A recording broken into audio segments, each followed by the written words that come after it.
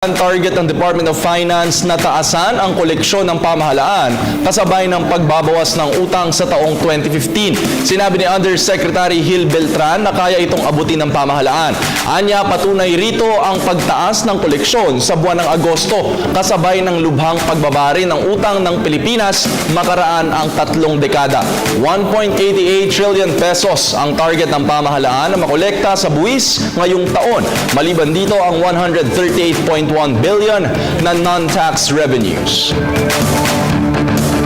Samantala, asahan ang pagtaas ng presyo ng kuryente mula Enero ng susunod na taon.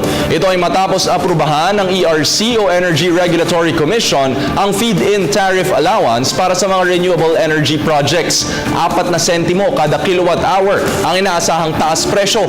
Magsisilbing insentibo sa mga kumpanya na mag-i-invest sa mga renewable energy na di hamak na mas mahal ang halaga ng operasyon.